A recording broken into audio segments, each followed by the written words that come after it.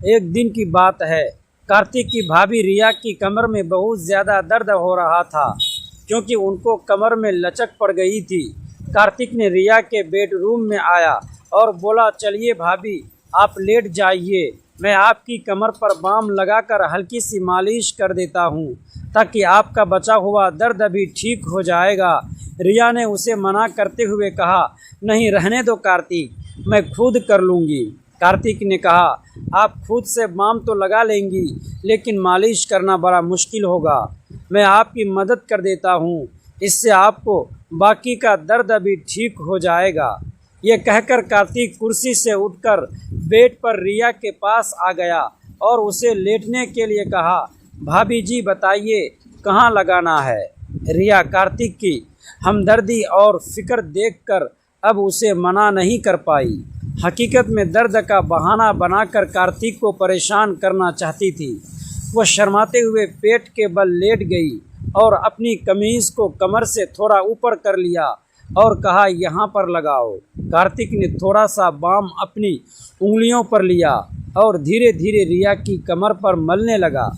दोस्तों, बहुत ही रोमांचक कहानी है, पूरा सुनिएगा ज़रूर। दोस्तों, वीडियो में आगे बढ़ने से पहले एक छोटा सा रिक्वेस्ट है कि वीडियो को लाइक और हमारे चैनल को सब्सक्राइब ज़रूर कर दीजिएगा और प्यारा सा कमेंट भी ज़रूर कर दीजिएगा। दोस्तों, चलते हैं आज की कहानी की तरफ। जैसे ही उसके हाथ रिया की पीठ पर पड़े, उसे एक सुकून का एहसास हुआ। कार्तिक ने धीरे धीरे मालिश करना शुरू कर दी और उसके हाथों का स्पर्श रिया को बहुत आरामदायक लगा। जब जब कार्तिक के हाथों की उंगलियां उसकी कमर बंद के पास आई, रिया का दिल ज़ोर से धड़कने लगा, लेकिन उसने खुद को संयम रखा और कार्तिक की मदद का आभार माना। कार्तिक ने पूछा, भाभी ज़्यादा दर्द कहाँ हो रहा है? रिया उस समय थोड़ी असमंजस में थी, अनजाने में जवाब दे बैठी, थोड़ा सा नीचे है। कार्तिक ने फिर से थोड़ा और नीचे बाम लगाने की कोशिश की। भले ही वह मालिश सिर्फ औपचारिकता थी, लेकिन रिया को कार्तिक के हाथों का स्पर्श बेहद सुकून दे रहा था। भाभी जी, अगर आप सलवार को थोड़ा नीचे कर दे तो बाम अच्छे से लगा सकेगा। कार्तिक ने कहा। इस रिया थोड़ी हिचकिचाना, फिर भी उसने अपनी सलवार को थोड़ा सा नीचे सरका दिया। नारे के बंद होने के कारण सलवार पूरी तरह से नीचे नहीं हो सकी, लेकिन कुछ हद तक सरक गई। कार्तिक ने फिर कहा, भाभी जी आपकी त्वचा कितनी साफ है, बहुत ही गोरी है। कार्तिक की इस बात पर रिया के गाल शर्म से लाल हो गए, लेकिन वह उल्टी लेटी हुई थी, इसीलिए कार्तिक इसे देख नहीं सका। उसे यकीन था कि कार्तिक उसकी देखभाल में जुटा हुआ था और उसकी बातों में कहीं ना कहीं इज्जत भी झलक रही थी। कार्तिक ने थोड़ी देर और मालिश की और जब रिया ने कहा कि अब ठीक है तो वो चुपचाप उठकर ऊपर चला गया। रिया को आज एक अलग ही सुकून महसूस हो रहा था। सालों बाद किसी ने उसे इस तरह से ध्यान दिया था, जिसमें हमदर्दी और एक स्नेह छुपा था। कार्तिक के बारे में सोचते हुए कब नींद लगा साफ करने की आवाज़ में खो गई, उसे पता ही नहीं चला। अगली सुबह जब जागी तो उसने खुद को तरोताज़ा और शांत महसूस किया। नहाने के बाद रिया ने बहुत सलीके से तैयार होकर ब्लैक रंग का सफ़ेद कढ़ाई वाला जोड़ा पहना और ऊंची हील के सफ़ेद सैंडल भी पहने। हल्का सा मेकअप करने के बाद वह किचन में नाश्ता तैयार करने लगी। नाश्ता बनाते समय हर बार वह किचन के दरवाजे पर आकर सीढ़ियों की ओर देख रही थी। कार्तिक के काम पर जाने का समय हो गया था। जैसे ही वो नाश्ता तैयार करके बाहर आई, कार्तिक सीढ़ियों से नीचे उतर रहा था। आज तो बहुत ही बेहतर लग रही हैं भाभी जी, लगता है कल की मालिश का असर हुआ। कार्तिक ने मुस्कुराते हुए कहा। सकी नज़र रिया के लिबास और फिर पेंसिल हील वाले सैंडल पर पड़ी। रिया ने भी मुस्कुराते हुए जवाब दिया, असर तो हुआ, लेकिन तुझे कैसे पता? कार्तिक थोड़ा शर्माते हुए बोला, भाभी जी आज आपने हमेशा की तरह हील के सैंडल जो पहने हैं ना, तो मुझे लगा कि कमर का दर्द अब ठीक है। रिया ने हंसते हुए कहा, बिल्कुल सही पहचाना तूने। अब डाइनिंग टेबल पर बैठा, मैं नाश्ता लेकर आती हूँ। फिर दोनों साथ में नाश्ता करने लगे। इसी बीच कार्तिक ने रिया से पूछा, भाभी जी आप कभी साड़ी नहीं पहनती क्या? रिया ने जवाब दिया, पहनती हूँ लेकिन बहुत कम, साल में एक आधार बार, अगर कोई ख़ास मौका हो तो। क्यों? कार्तिक ने कहा, नहीं बस इसीलिए कि मैं आपको कभी साड़ी में नहीं देखा। मेरा ख्याल है आप पर साड़ी बहुत ही खूब जमेगी। फिर कार्तिक जाते समय बोला, भाभी जी रात का खाना मैं बाहर से ही ले आऊँगा, आप बनाना मत। इस पर रिया ने मुस्कुराते हुए कहा, ठीक है।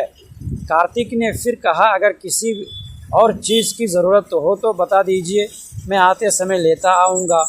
इस पर रिया ने कहा कि उसे किसी और चीज़ की ज़रूरत नहीं है।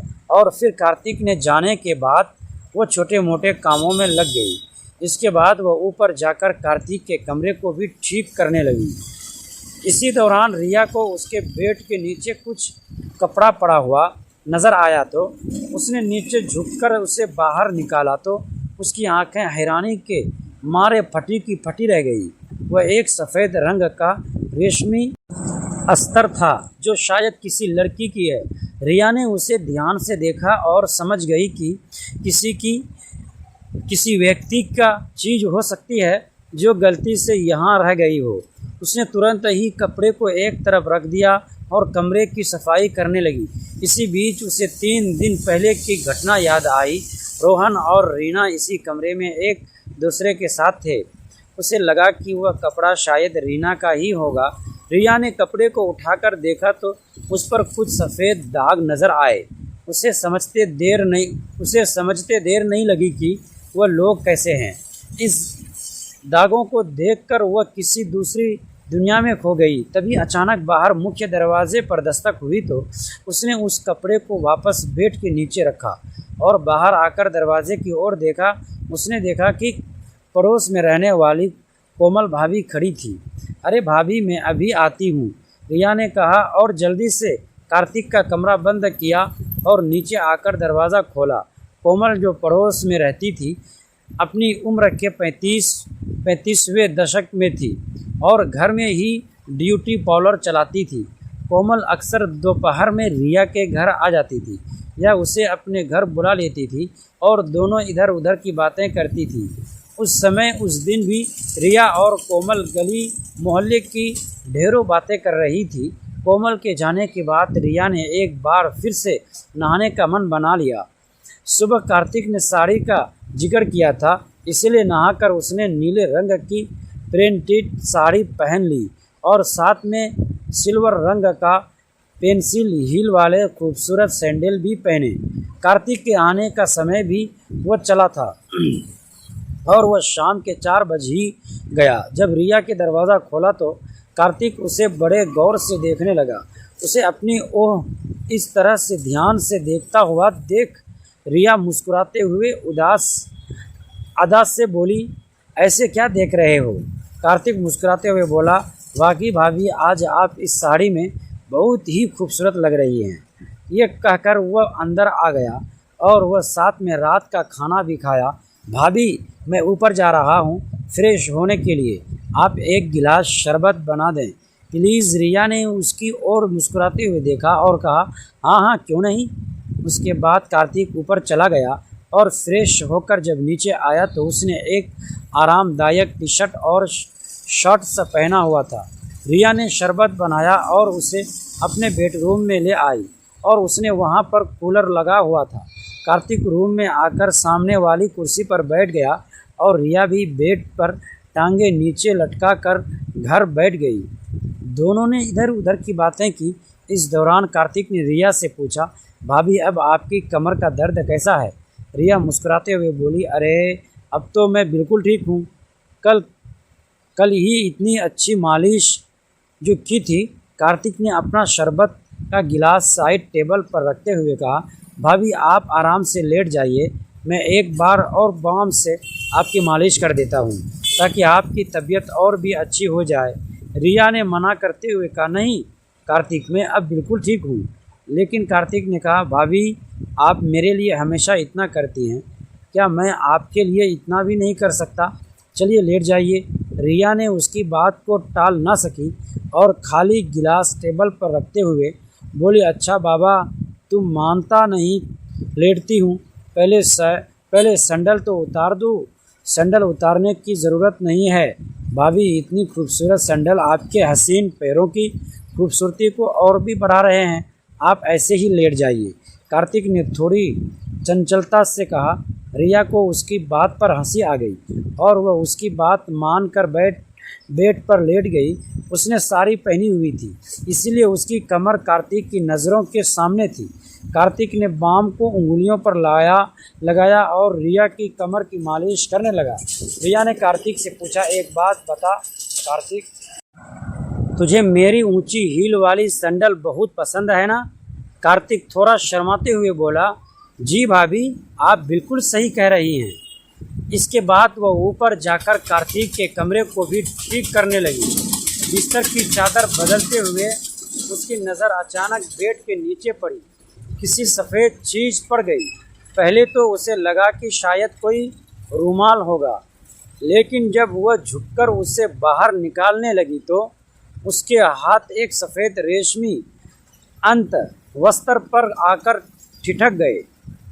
एक पल के लिए उसकी सांसें थम सी गई, उसकी आंखें हैरानी से फैल गई। उसने उस कपड़े को गौर से देखा। ये साफ था कि वह किसी युवती की निजी वस्तु थी। रिया के मन में एक साथ कई सवाल उमड़ पड़े। ये यहाँ कैसे पहुँचा?